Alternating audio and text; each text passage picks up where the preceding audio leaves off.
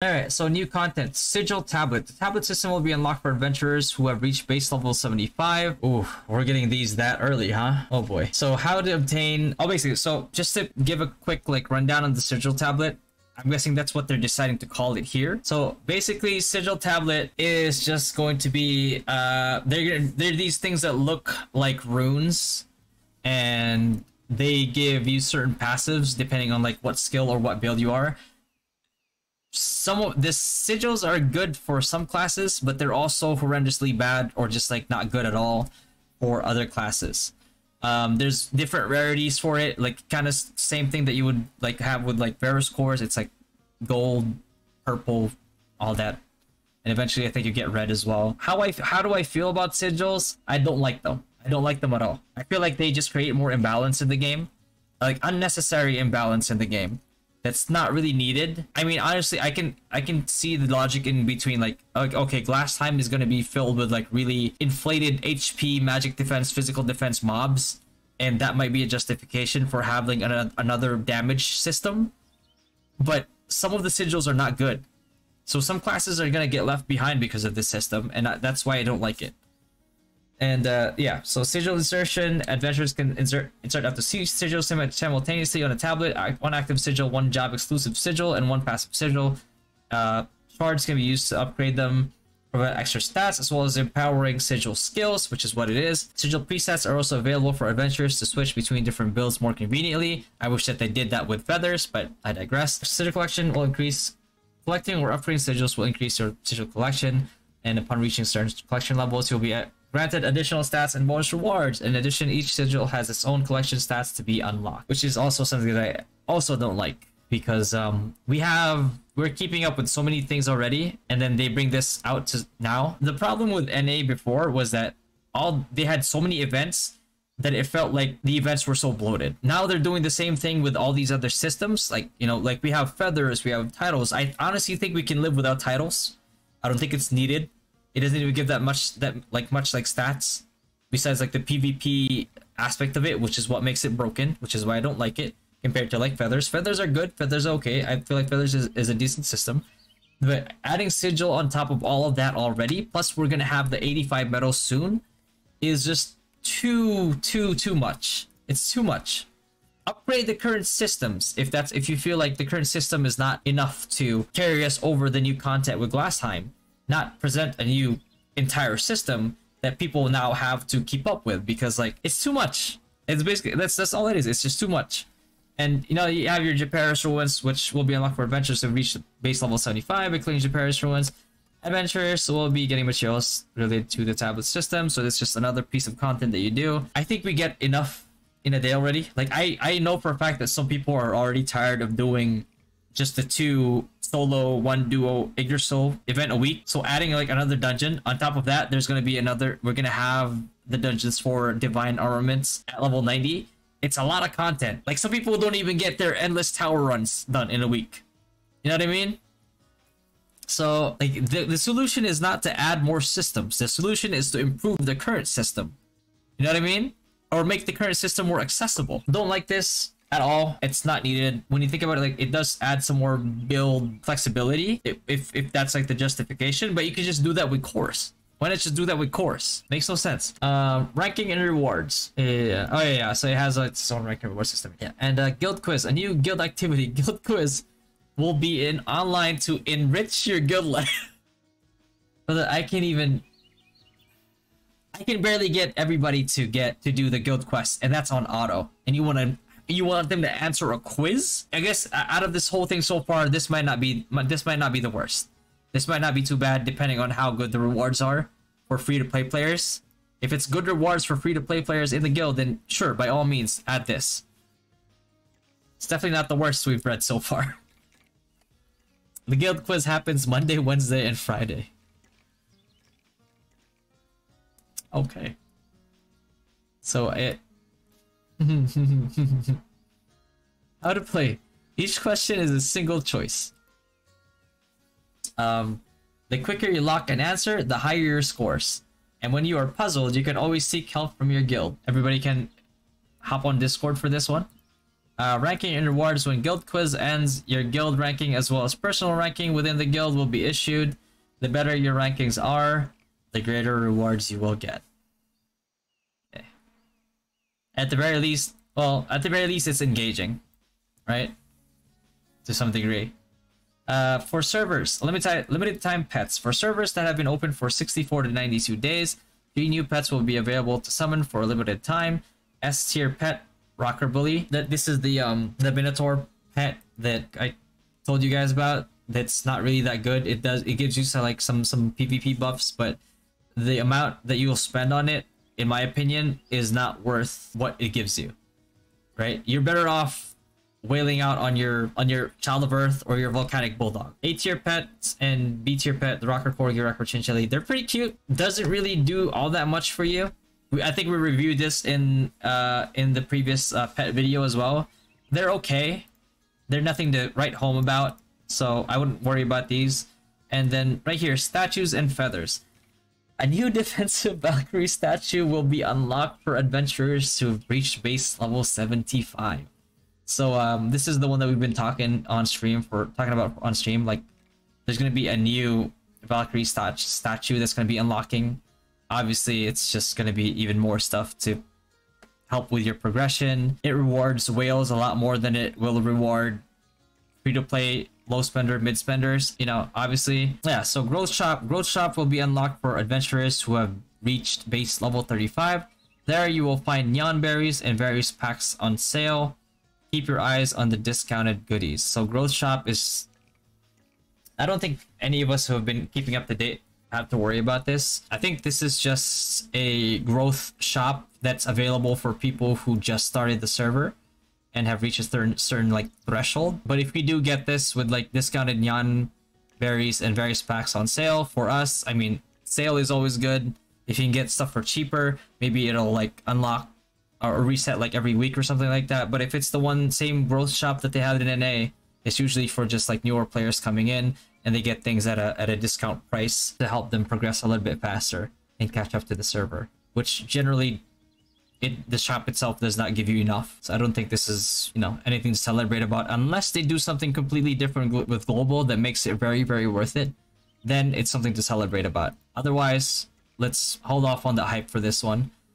Number 7, fashion gacha. Come and draw new outfits with your gacha tickets. The new fashions will include school uniform, school umbrella, bunny hat, and ice cream for the face wear. The thing with the fashion now is that I can't really base it off of previous costumes, because what they're doing now is they're releasing costumes that were not released until much later in other versions, but it has different stats, right? Like I've told you guys before, like before the bandage thing, the bandage face wear, before that was the one that gave you like a level 5 agility up, and then they put it on a different piece of like gacha. So I can't even look back and see like what stats these are going to give you, because they might change these like completely once they're released here in global. So we're just going to have to wait on it. There you go. And monthly pass, Ace Aviator, the 3rd route pass is on the way. Okay, and so this is basically just another battle pass. The Ace Aviator, I believe this one is the one that looks like a jet fighter costume. Not sure what they're going to give us stats wise, so I'm going to hold off on this one as well. And then once this releases, we'll do another review on this one, see if it's good or bad, and we'll see that. All right, so new event, Sky City. 6/8 to 6/19. Sky City will become accessible to adventurers. Basic info: Sky City has a total of 100 floors. Each floor consists of multiple grids that hold all kinds of treasures. When adventurers first enter a floor, they can select a reward as the grand prize of that floor. The higher you climb, the more grand prizes you can select, and the better qualities they are. Rules: adventurers can consume items to dig treasures. Each time you dig, you get a reward. After getting the selected reward on a floor, you can choose to go on to the next floor or stay on the current floor to continue digging. There's a chance to receive a blessing every time you dig, which offers free digging opportunities. So rewards is the Monsoon Commander costume, the Chosen One, Flawed Sigil Crystal, Precious Sigil Pack, and then Pet Shard, S-Pet Shards, and more.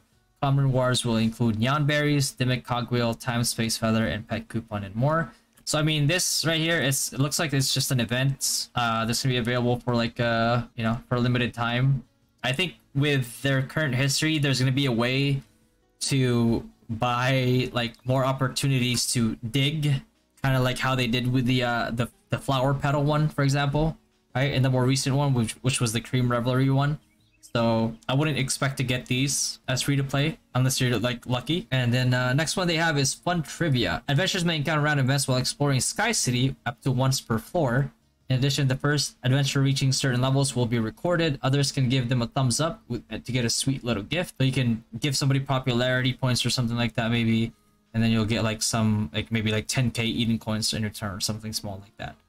7-day login reward. Login every day to claim handsome rewards. Okay, this is really good. You know, this is basically just free stuff for us, just for logging in every day. Can't say anything bad about this. This is really good. Desire for battle. 60 additional minutes of daily combat duration and monster annihilation duration. This is really good, obviously, especially for free to play when you're trying to get like MA, try to get more pity on your skull worker or your other stuff. 60 additional 60 minutes, especially after the server level goes up, is definitely valuable. Malung Dose Supply. This is good. This is the one where you choose an item, and then the longer you're logged in, you get like more opportunities to roll dice, and then the next day after reset, you get like the reward that you chose times whatever roll you have on your dice. So this is also really good. You get like a lot of purple card coins on this one, so I would definitely do this every day. Pet memorizing. Adventurers can participate in pet memorizing event every day to claim rewards such as super pet coupons, speedy candy, and chocolate bar mouthwear. Oh, okay. So pet memorizing, what is this? What is this? I think, is this like a memory game? Or like you flip cards or something? We'll see. Pouring go go go. For servers that have been open for 64 to 92 days, adventurers can obtain event dice through completing daily missions, participating in the Pouring Go Go Go events to redeem rewards such as sports hairband, basketball sticker face wear, and the basketball uniform, cheerleader uniform, which is for female. Okay, yeah. The stats on these costumes are not very good, but there are an additional thing that you can put in your wardrobe levels, for example. If this is the same event that they did in NA, then this is very accessible for everybody, including free-to-play players, so this is good. Special offer. Just new packs will be put on the shelves, time to power up. So probably like the new updated, with level 85 being a thing, they're probably going to have additional like packs that they can give out. Complete daily quests and activities to earn digit chests, from which adventurers can obtain digit numbers to play bingo. Okay, so bingo event is back there again. Hopefully they actually have good rewards this time, because I'll be honest with you, it was very underwhelming what they did with the bingo rewards in the previous one. Like, it's still good to do it just because it's free. It wasn't as good as they usually are. So hopefully this time around they have better rewards. Improvements. Pet skill adjustment. Ghost Samurai. Increase fire damage dealt by Ghost Flame Fury. Not sure by how much. And increase the potency of Ghost Fire Scorch, which is... This is understandable. I think this one, I'm not sure why they're buffing this, and by how much. This one is understandable because Ghost Fire Scorch, the potency of it, like the amount of like defense that it removed from the target, wasn't really anything to write home about. I didn't think it was worth it, even at tier 10.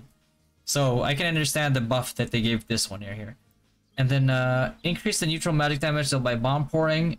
Depending on how much they increase this, it might be decent finally, but I still think that it doesn't really offer you much else. Like, I always thought the Alice one was just because like people wanted a maid pet or something, not because it's good. Harpy, increase the wind damage dealt by Cyclone Blast. I still don't think Harpy is good, so I don't care about this one. Increase wind damage dealt by Lord of Vermilion. Okay, this one is kind of like okay. If your pet manages to proc this in PvP, it could blind somebody, maybe. Teacup Rabbit. Drinks on me now additionally increases Teacup Rabbit and the owner's healing down by 5%. So this is also, I mean, this is good because Teacup Rabbit is not that hard to get. Candle Morn. Increase the absorption amount of the shield from immolation. Okay, now this is good. This is a good buff, depending on like how much it actually increases. I wish that they actually put specifications on like how much they're gonna increase it, because depending on how much shield increase this is, Volcanic Bulldog might still be better. And now for enchanting, they added something: multiple enchanting. Adventurers will not be able to conduct enchanting 10 to 20 times at once. Okay, this is just a quality of life change. Always good to see quality of life changes. Enchantment preset. Finally. Okay, so each equipment slot will now have up to 5 presets, among which the enchanting level and progress are shared. Good. Adventurers can switch between these presets while in combat or in PvP instances with an 8-second cooldown. This is really good because the current way that they had it was that if you had a certain build for a certain for a class, you're stuck with that build. So about time that they did this. Hopefully we get this preset for feathers as well. Like, you don't really need more than like one or two, like more than 2 presets for feathers, so hopefully we can get that soon. Skip function. Okay. Oh, thank goodness, we were just talking about this earlier. To ease the burden of all adventurers and optimize your game experience, we have added a skip function for several modes. Hallelujah. Because if they're gonna add more daily events, they needed this right here. So hopefully this is free and you can just not worry about this. So Battle of Yggdrasil. At server level 85 and above, adventurers who have reached base level 875 will be able to skip and instantly gain their rewards as if they have completed 30 waves of Battle of Yggdrasil. Thank goodness. This was much needed. 100%. Like, I said it before, right? Like, the only time that you should be required to actually go through the 30 waves and more of Battle of Yggdrasil is if you're trying to get a high score. That's it. That's it. Like, that's it. And even then, there's really no rewards for it. So it's like, it's not even like it's worth it unless it's like for bragging rights. So just let us skip it. And finally, hopefully they don't make you pay any type of like tickets on this one and just make it free to skip, because this is a huge change that will actually help battle burnout among players. And then Hoarder Dreamland. At server loading sign above, adventurers who have reached level 75 and cleared a Hoarder Dreamland theme park on its highest difficulty will be able to skip that theme park. Hallelujah. Thank goodness. This is really good too. Okay. Helheim Dungeons. At server level 95 and above, adventurers who have reached base level 95 will be able to skip Helheim Dungeons. This is really good. Now they can put in more daily content. Because if you can skip these, by the way, especially this guy, Battle of Yggdrasil, these are the events that take up the most time. So removing this as a factor for the stuff that you have to do every single week, now you can afford to add more events. Now there's no more event bloat, because now all of this now is just free stuff for us to get now, right? Once you've completed them. I might still do Helheim Dungeons manually with players, because if you cycle through 5 players with like assists and 1 person, like 4 people assist, 1 person doing it, that's a really easy way to fill up your union coins every single day. So you basically do all that. You cycle through 5 people, and then like you just like assist 1 person's like daily or something like that, and you basically cap out on your union coins that day. That's really good. So I might still do Helheim Dungeons. I don't mind Helheim Dungeons. I don't think it's that much of a drag. Like, I actually enjoy Helheim Dungeons, but having the option to skip them is definitely good. Same thing with Hoarder of Dreamland. There's no need to keep repeating this. Same thing with Battle of Yggdrasil. So that's really good. Really good change. They really started us with some bad updates in the patch notes, and then actually gave us something good towards the end here. Updated Discord event calendar for June. Okay, we saw this one already. Optimized skill button layout to better suit both mobile and PC players. Oh, really? How are they going to change this, I wonder? Optimize the effect of Battle Horn in time-space anomaly event. Optimize the effect. What do you mean by optimize? What optimization is this? But I mean, you know, optimization of Battle Horn, always a good thing. Always helps out the people that actually do it right. Removed guild bonuses gained from upgrading cards? Really? Increase the maximum number of items that can be used to 99. Okay. Added a new function that allows adventurers to use recently used emojis. So just like a hotkey? Because I don't think going to recently used emojis is that difficult. But you know, quality of life is quality of life. I'll never complain about that. Optional statue box to Diamond Shop. Optional statue box, like a discounted one on top of the other ones. So I mean, if this is true, then you know, I'm all for it. Optimize the number of statue parts listed in guild auction. What is optimized? Like more, less, cheaper? Probably more. Because, you know, more nyan spent equals more money. Added tablet related daily packs. Okay, yeah, I mean, we saw this coming with the tablet like update, sigil update. Bug fixes. Fix an issue where one of the Helheim bosses, Mogul, was incorrectly displayed. Okay, I never experienced that one. Fix an issue where damage taken was incorrectly recorded during MVP fights. Oh, there you go. Maybe we can finally see our damage. Fix an issue where the damage was incorrectly calculated while practicing on a dummy. Oh boy. You're telling me that we have to retest everything now? Alright. Guess we'll have to do that. Fix an issue where the reward attempts of Battle of Yggdrasil was incorrectly displayed. Like it gave you less? It showed you less than what you were getting or something? Fix an issue where the mission tab of Root Pass was incorrectly displayed. None of this happened to me. Fix an issue where some button texts were incorrectly translated. Okay. Fix an issue where in some rare circumstances pet icons were highlighted. Fix an issue where there would display an error message when a new wishing event starts. Fix an issue where players' power would go down while infusing C tier and B tier pet spirits. Oh my god. Fix an issue where the icon of Meow Meow Pipe Gotcha was incorrectly displayed. Okay. This is just visual. Text of Rune Fashion Magazine was incorrectly translated. Okay. And then preview of future updates. New zone, Glassheim, which we knew. The moment Glassheim releases, by the way, is when Paladins release. Level 90 features, which is divine armaments and stuff like that. Level 3 cross server league. That is what I'm talking about.